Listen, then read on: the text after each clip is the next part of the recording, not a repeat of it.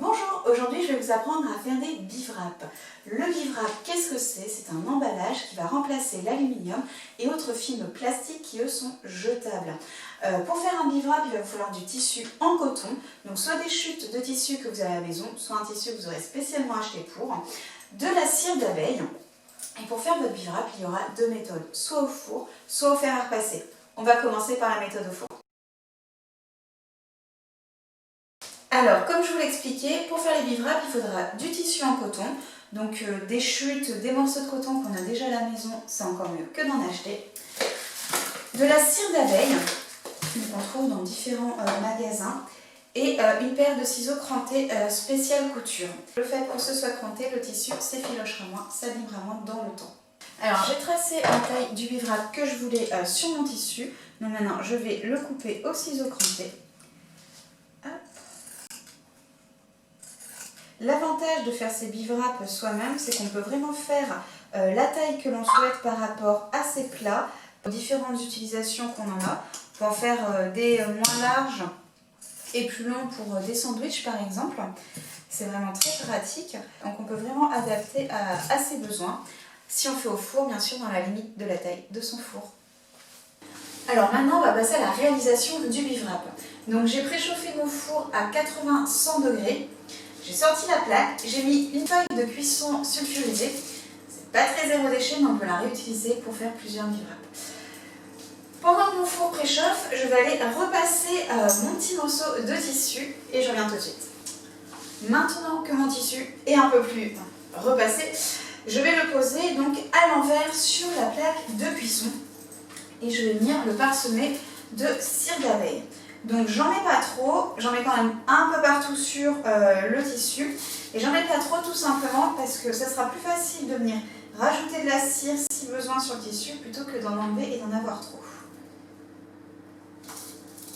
Mon four est prêt, je vais donc mettre la plaque de cuisson dans le four et je vais rester surveillée parce que ça fond très vite. Donc on surveille bien la cuisson, dès que toute la cire d'abeille a fondu, on sort le bivrap du four. Alors ici j'essaye de vous montrer la cire qui fond. Tout au fond, donc vous voyez que la cire a déjà fondu, on voit que ça a coloré le tissu. Donc comme vous pouvez voir, j'ai sorti la plaque, toutes les paillettes de cire avaient fondu, mais il y avait des endroits où il n'y en avait pas du tout. Donc j'ai remis un peu de paillettes de cire d'abeille là où il en manquait. Et je vais remettre tout ça au four. Et voilà, donc la cire d'abeille a fini de fondre. Je vais venir prendre hop, mon tissu par les coins. Donc là, vous voyez, il n'en manque plus du tout. Donc je le prends bien par les coins et je vais aller le mettre à sécher au fil à linge, tout simplement. Alors maintenant, on va passer à la méthode du fer à repasser. Comme vous voyez, j'ai mis mon bivrap à sécher donc sur le fil à linge, tout simplement, et on va le laisser comme ça une petite heure. Donc pour faire la méthode du fer à repasser, toujours pareil, du tissu, notre cire d'abeille. Et donc pour commencer, je vais repasser mon morceau de tissu comme tout à l'heure. Donc j'ai repassé mon tissu, j'ai mis une serviette sur ma table à repasser pour la protéger. Un premier papier sulfurisé, le tissu à l'envers et je vais venir à nouveau le parsemer. Voilà, de cire d'abeille un peu partout.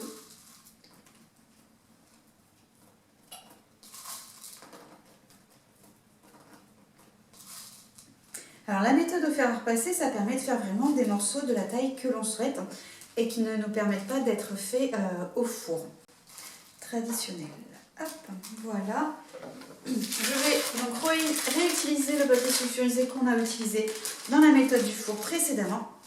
Je le mets par-dessus. Et là, je vais prendre mon fer à repasser et je vais partir du milieu. Donc, je vais le poser sur le papier sulfurisé et je vais partir du milieu et aller tout doucement vers les bords extérieurs.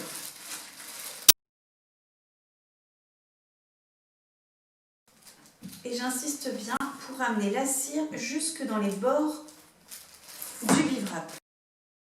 Donc tout en faisant attention de ne pas faire déborder la cire jusqu'au fer à repasser.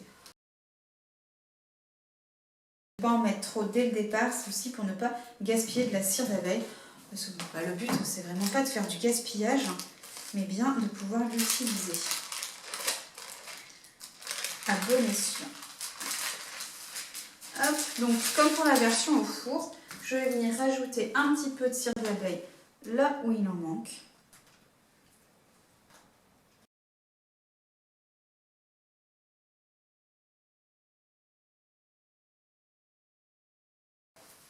Et voilà. Je vais pouvoir éteindre le fer à repasser.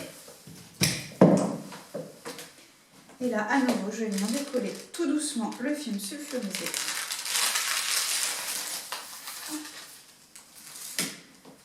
Je vais décoller le tissu maintenant, toujours par un angle.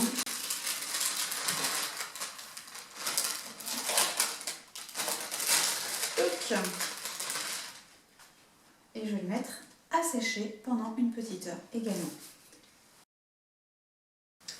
Voilà, rendez-vous dans une petite heure pour voir les bivraps finalisés. A tout de suite. Ça y est, ça fait 1 heure que les bivraps ont séché, donc ils sont terminés. On va pouvoir les utiliser. Donc ici, bon, celui-là va être un petit peu grand pour ce bol, mais c'est pas grave.